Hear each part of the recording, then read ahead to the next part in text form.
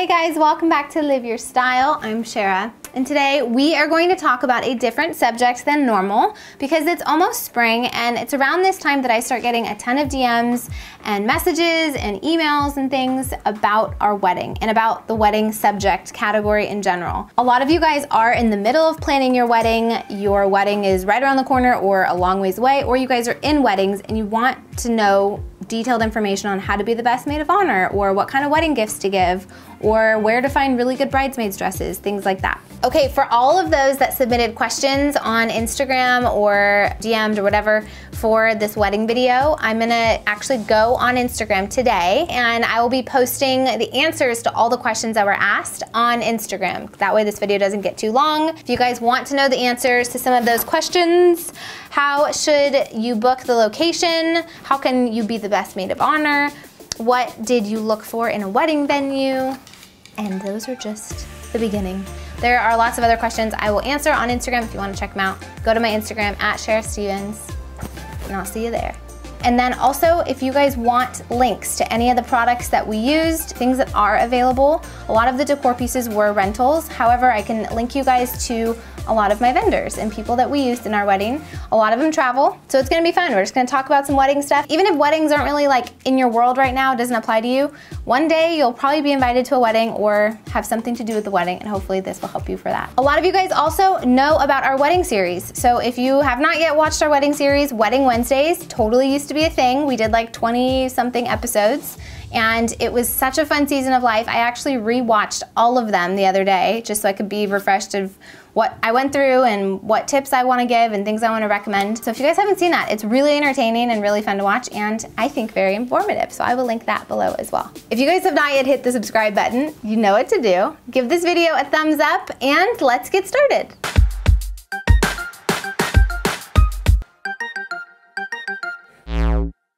The first thing you guys need to consider when you're planning a wedding is your venue. That allows a lot of the other pieces to kind of fall into place. Once you pick your venue, you kind of know how much money you're going to be needing to spend or saving for that environment for your wedding, and that will then dictate how much you have left over to spend on everything else.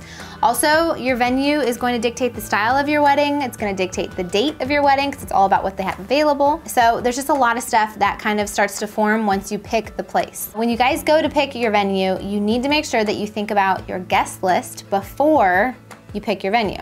I did not know this. I had to learn that the hard way. So I encourage you guys to sit down, maybe even before you get engaged. Not necessarily a conversation you have with your potential spouse, but something you do on your own is just make like an Excel spreadsheet of, at that point in your life, like who would you want to be invited to your wedding? That way you guys can sit down, kind of go, okay, we only have 100 people we want to invite to our wedding, so that we can go get married at this place that has a max capacity of 100 people. Or if you have 250 people in your wedding, you know, okay, we cannot go to that place even though it's totally the look I want and everything I've imagined, they just cannot house that many people. That will really help you narrow down where you should go. The other thing with venues is you have to identify who you're inviting to your wedding and where they live. So with our wedding, Tyler's family is all from the East Coast. We got married in San Diego. So that meant a lot of our guests were gonna be flying in and then they needed to stay somewhere. So when you pick a venue, you kind of have to be specific with finding accommodations nearby, and that's gonna probably dictate whether or not you pick a certain venue.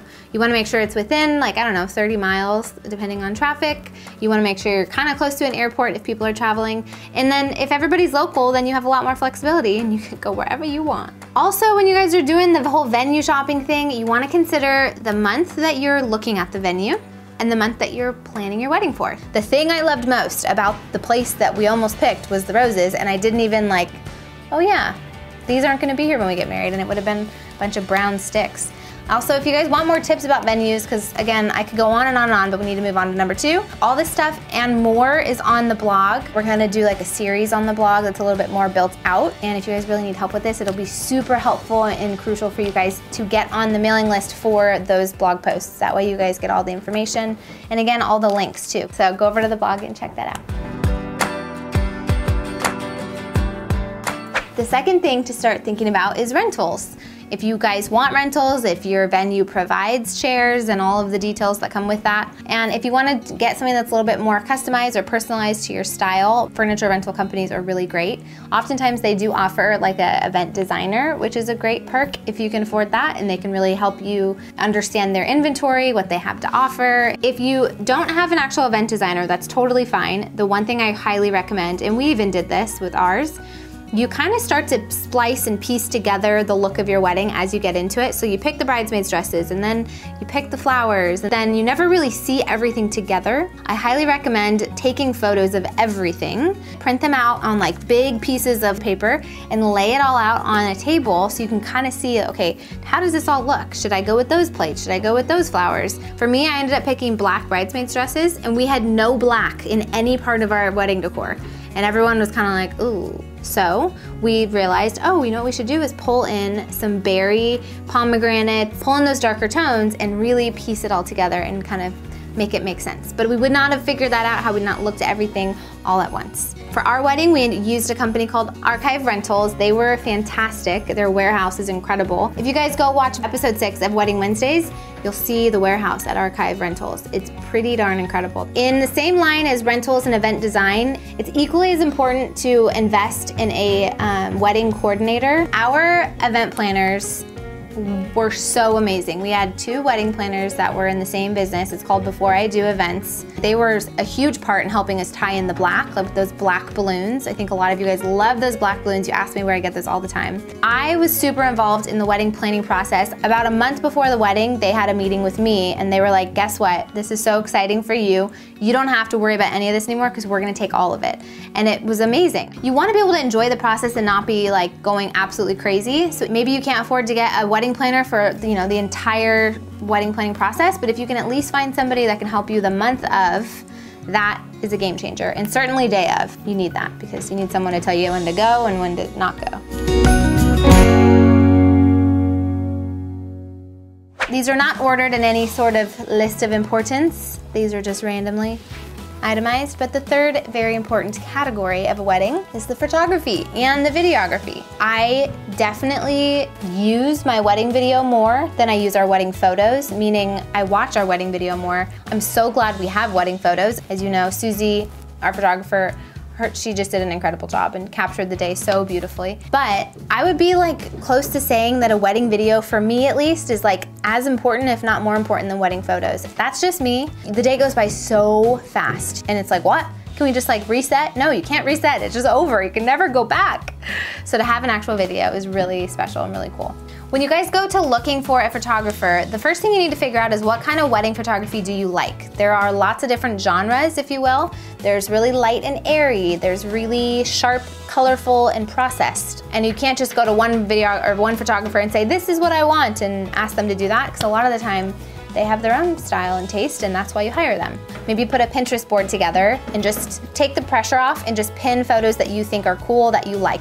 Then go back through your Pinterest board and start to go, okay, these ones all have a lot of natural light, so I probably really like natural light. I don't know, figure out what it is that you like. Then you can start Googling and searching for photographers that have that type of aesthetic in their work. Another recommendation I would have is if you guys can afford it, I would highly recommend doing all of your wedding photography with the same photographer. So that means your engagement photos, your rehearsal dinner, and also your actual wedding day. So you wanna make sure that you pick somebody that's easy to get along with. And then it's really important that you guys go on Pinterest, I think, and find poses that you like. It also helps give you guys confidence to go when you're taking photos, you're like, oh, what do I do with my hands? And they're not like freaking out. Now you know what to do with your hands because you saw it in a picture and you practiced. You guys can practice, that's another good one. Practice your poses so you don't do an awkward prom pose.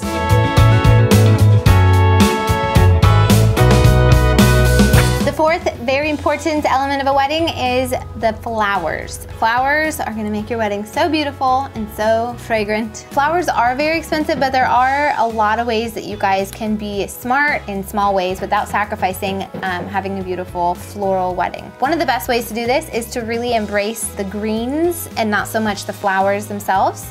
And you can do this by having some of your maids of honor or your bridesmaids only have like a bouquet of greens. The other thing you can do with greens is put them on your tables. Have them be like a long eucalyptus table runner. That'll take up a lot of space. And then another great tip, reuse your ceremony flowers for your reception flowers. It's another reason you want to get a wedding planner, because they will make sure that somebody moves those flowers. I just encourage you, same thing with photography, do your research on Pinterest and then make sure whoever's portfolio that you are looking through aligns with the photos that you like. And our florist, Wallflower Inspiration, her name is Esther. She's incredible and she totally works with your budget. So if you're in the San Diego area, or she does travel, I think, anywhere close to San Diego, give her a call.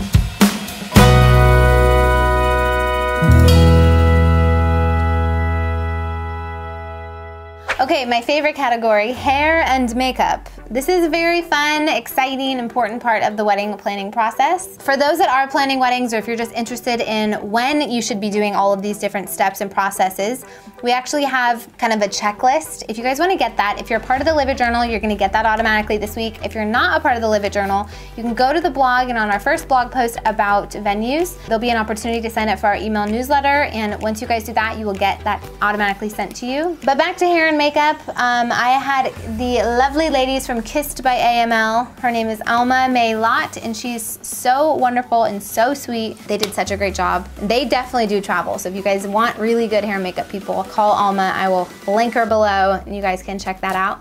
But a really great tip when it comes to hair and makeup, again, go to Pinterest, figure out what you like, but also do a few different trials. Don't just go on it any old Tuesday and get your hair and makeup done like what it'll be like for your wedding. I suggest making those hair and makeup appointments for trial dates on the same times that you have like your bridal shower, when you take your engagement photos. Because you're taking pictures, you're really able to see what your hair and makeup look like, and you get comfortable with the people, and then you can critique it. And that way, on the day of your wedding, I knew what it was gonna look like, they knew what they were gonna do, and it was easy. So, and also, again, when you're going to try on your dress, it really helps to have your hair and makeup done. It makes you super excited to be able to see, like, you're in your dress and your hair and makeup is gonna look like this on that day. And another thing to keep in mind when you go look for wedding dresses, I loved bringing all of my girls to the wedding dress try-on thing, but it was kind of a big ordeal. So I had gone and looked at dresses with just my mom before we filmed that episode. It was like, I got to try on so many, and then I narrowed down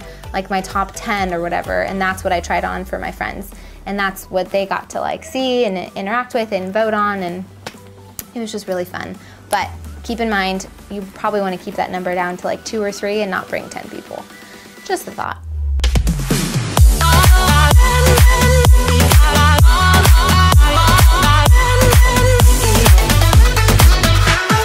Okay, some random day of details that are important, things that don't really fit in a category but are really, I don't know, things I recommend. The first would be to get a live band over getting a DJ. I can't even tell you, it made our wedding. People still talk about how fun our wedding was. And it's because it's just so much energy, and like they're right there, and they're just like, they're performers. So they get people up, they get people excited if you can afford it, and if it's something that you can manage, I highly recommend a live band over a DJ. Also, something to do with music, live music as you walk down the aisle is better than a recording, because when you have a recording, there's a possibility that it could glitch or something could go wrong, and that's like your moment. So I think, you know, it's one of those things that's like super important to not get wrong and to make sure that it's perfect. So play live music when you walk down the aisle. Also during the ceremony, I really recommend having an unplugged wedding. Unplugged weddings are great. You need to be really bold and abrupt with how you tell people that. The reason you want unplugged wedding is because you have photographers that are in the back behind everybody that are trying to take a picture of everything. And when you have Aunt Susie with her arms in the air and a huge iPad taking photos, it kind of ruins the look of the wedding ceremony and kind of gets in the way. And then a couple other fun things are wedding hashtags. We actually have a friend who made up our wedding hashtag. Her name is Marielle, and she created a company actually called Happily Ever Hashtagged. Like if you have a name that is complicated and you don't know how to at all find something funny combining the two names, I can almost guarantee you that she will be able to figure something out. She's just like so good. It's called Happily Ever Hashtagged, and if you're in desperate need of a hashtag, check her out. Another fun thing is signature cocktails. You can make one that is more bridal and one that's more groomy. And I think ours was About Fig and Time. That was Tyler's, that was the groom's signature cocktail. You come up with fun little names, and it had fig and thyme in it, and it was like a whiskey something or other. And then mine was like a sangria, and it was called the Blushing Bride because it was a blush sangria color. If you have a venue that gives you open bar for free for an hour, do it. But that's another component of having a wedding planner, is they know to ask those questions. Sometimes venues offer crazy packages that you wouldn't know, and you can get really good deals. So having somebody in the industry to help guide you is really, it pays off in the end, I think. And last but not least, this did not exist when we got married, and it's kind of become a thing over the last few years. It's so cool. It's called a silent disco. The venues, they sometimes have like really strict noise policies if they're in like a residential area or whatever. And after like 9 o'clock, you can't make any noise. With the silent disco, it is essentially headphones that everybody wears and everyone listens to the same song, and it's silent if you have the headphones off. But if you have the headphones on, it feels like there's a full-on music party happening and everyone dances and like engages, and it's a great thing. So if you have a venue that your heart is stuck on and you love it, but the noise ordinance is like 8 o'clock or 9 o'clock, that is a great option. Thank you guys so much for watching. I hope that all of my wedding tips have helped you guys, those that are getting married or thinking about getting married, or if you're in a wedding. These are just the things that stood out to me as I think back about our wedding planning journey. And I mean, you never know. Maybe one day my mom and I will write a little wedding planning book. I'm just saying, that could be kind of fun, right? Thank you for watching. If you guys want to thumbs up this video, please do. If you're new and you have not yet subscribed, you know what to do. And if you guys want to check out the Live It Journal, we're gonna have a pretty awesome Live It Journal entry all about the wedding stuff and a bunch of additional links, bridesmaids dresses, things I recommend. So if that's the season of life that you're in, be sure to check that out. I will see you guys next week. Thank you so much for watching. Bye-bye.